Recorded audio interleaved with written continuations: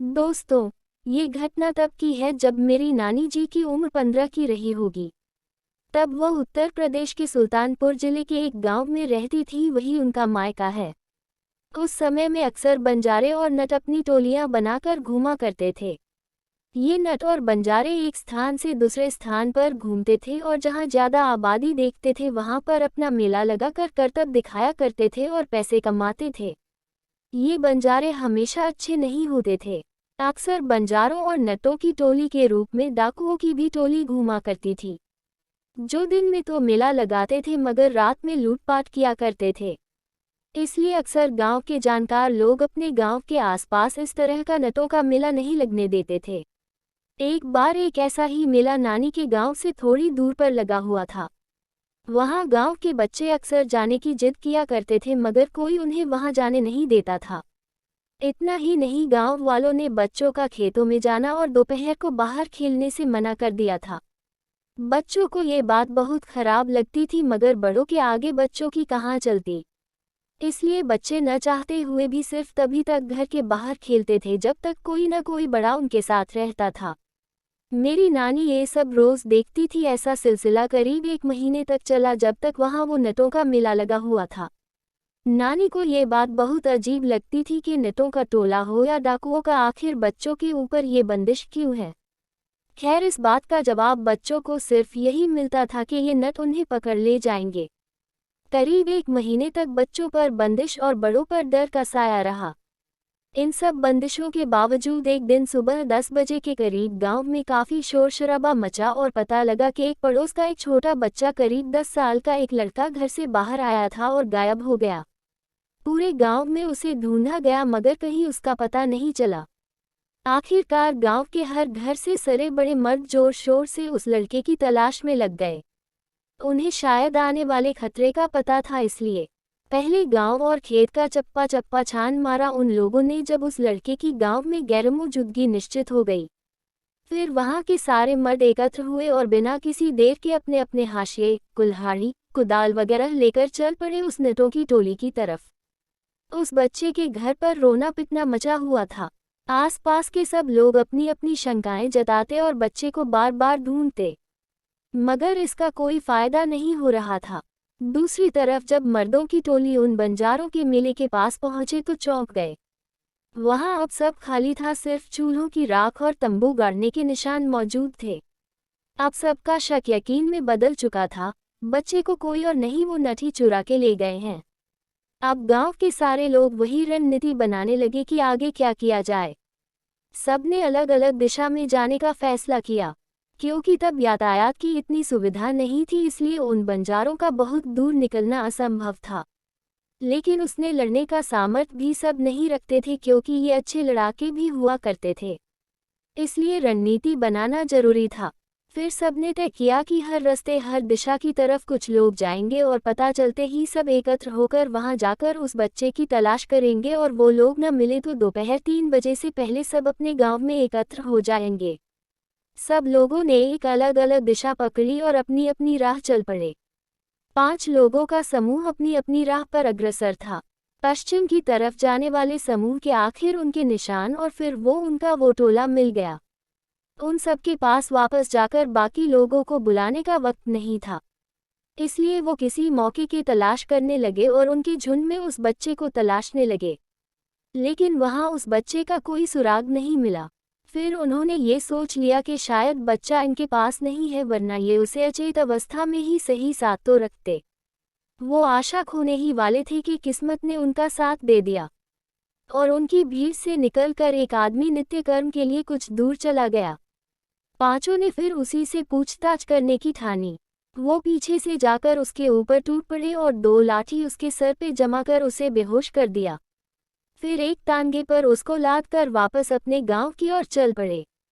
वो जितनी जल्दी हो सकती थी कर रहे थे, क्योंकि उसके साथी उसको ढूंढने जरूर आने वाले थे।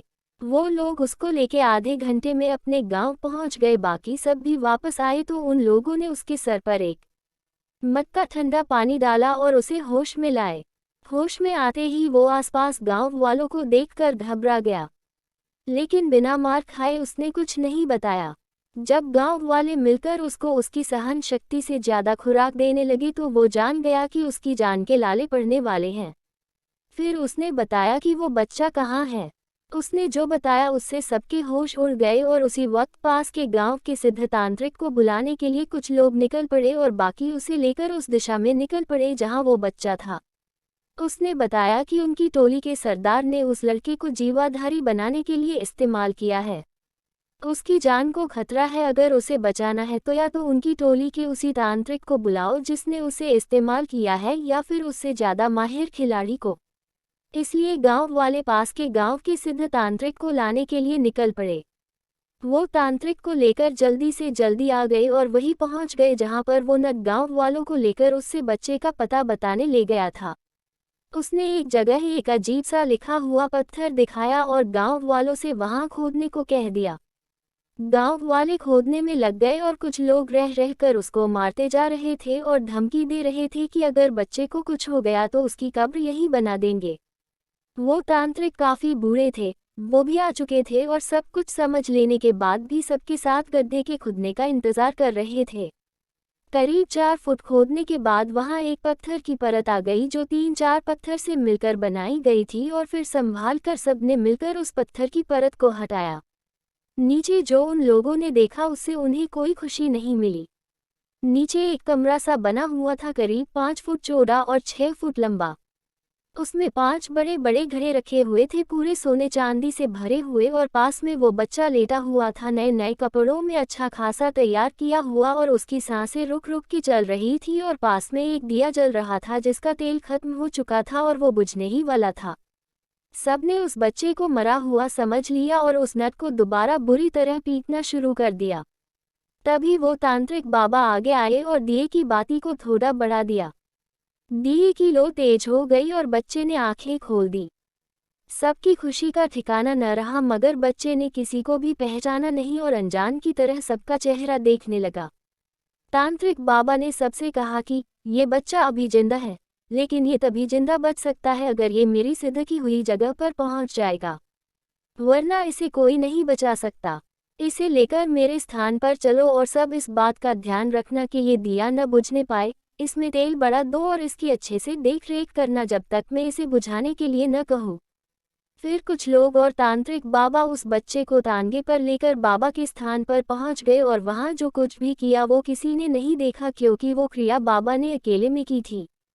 करीब 1 घंटे बाद एक आदमी वहां वापस पहुंचा और उनसे बताया कि बाबा ने दिया बुझाने को कह दिया है। दिया बुझा दिया गया और अब वो बच्चा सुरक्षित था और सबको पहचानने भी लगा था। उसके बाद जितना भी खजाना वहां मिला था उसके थोड़े से हिस्से से मंदिर बनवाया गया और बाकी गांव के प्रधान ने गरीबों के बच्चों की शादी और गांव की भलाई में लगा दिया। उस नट को बचाने उसके साथ ही नहीं आए गांव वालों ने उसे 1 हफ्ते तक कैद रखा, उसके बाद धमकी देके छोड़ दिया। दोस्तों, ये तो थी वो घटना जो वहां घटी थी, लेकिन इसके असली पहलू बाद में उजागर हुए। अगर ये घटना न घटी होती तो शायद आज हम इतना बड़ा रहस्य न जान पाते। वो रहस्य मैं आपको बताता हूँ। वहाँ जो नट आए हुए थे असल में वो लुटेरे नट थे। इन नटों का ही काम होता था एक आबादी वाले क्षेत्र से कुछ दूर मेला लगाना और फिर रात को लूटपाट करना, और जब ये ज्यादा खजाना इकट्ठा कर लेते थे तो ये उसे जमीन में गाड़ देते थे। इनके साथ एक तांत्रिक भी होता था, बहुत माहिर तांत्रिक, जो अपनी शक्तियों का इस्तेमाल करके ये भी बता दिया करता था खजाना कहाँ कहाँ है। यही तांत्रिक जीवाधारी बनाते हैं अपने खजानों की रक्षा के लिए।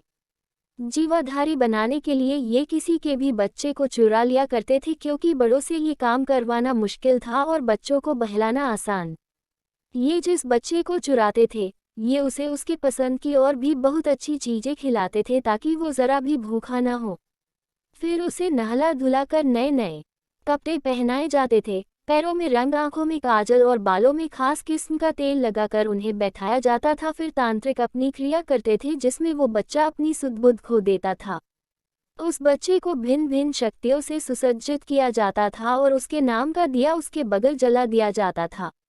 उसके बाद उसके सामने उस कबीले का सरदार आता था और कहता था, देखो मुझे और अच्छी तरह पहचान लो, ये खजाना मेरा है और तुम इसके रक्षक हो। जो मेरे सिवा मेरा खजाना लेगा तुम उसको जिंदा नहीं छोड़ना। मैं वापस आऊंगा और अपना खजाना ले जाऊंगा, उसके बाद तुम आज़ाद हो जाओगे। ऐसी तांत्रिक क्रिया के बाद वो बच्चा उस इंसान को नहीं बल्कि की आत्मा को पहचान लेता है। फिर वो उसे खजाने के साथ उस गड्ढे में दफन करके चले जाते थे। जैसे ही हो दिया बुझता था, उसकी आत्मा एक अत्यधिक शक्तिशाली शक्ति का रूप ले लेती थी और महीने, साल क्या सदियों तक अगर वो ना आए तो भी खजाने की रक्षा करती है। फिर वो इंसान चाहे इस जन्म में आए या फिर किसी और जन्म में, ये शक्ति सिर्फ उसकी आत्मा को ही पहचानती है और खजाना लेने से नहीं रोकती। अक्सर आपने देखा होगा कभी कभी कहीं किसी को खजाना मिल जाता है, ये जीवाधारी उनकी आत्मा पहचान कर उन्हें खजाना लेने से नहीं रोकते। उद्धरण चिन्ह। दोस्तों, ये कर निर्दयी होता है, लेकिन इसका इस्तेमाल राजा महाराजा भी किया करते थे। लेकिन उस समय में इंसान बहुत ईमानदार हुआ करते थे जो खुद राजा की खातिर जीवाधारी बनने को तैयार हो जाते थे। आपने देखा होगा कि इन जीवाधारियों को अक्सर कुछ तांत्रिक हरा देते हैं। ये केवल उन्हीं जीवाधारियों के साथ संभव हो पाता है जो बाल अवस्था में ही जीवाधारी बनाए गए हो। लेकिन राजा महाराजा के जीवाधारियों को हराना संभव नहीं होता, क्योंकि वो अपनी मर्जी से युवा अवस्था में अपना बलिदान देते हैं और बहुत अधिक शक्तिशाली हो जाते हैं। उनकी ईमानदारी ही उनकी सबसे बड़ी शक्ति बन जाती है।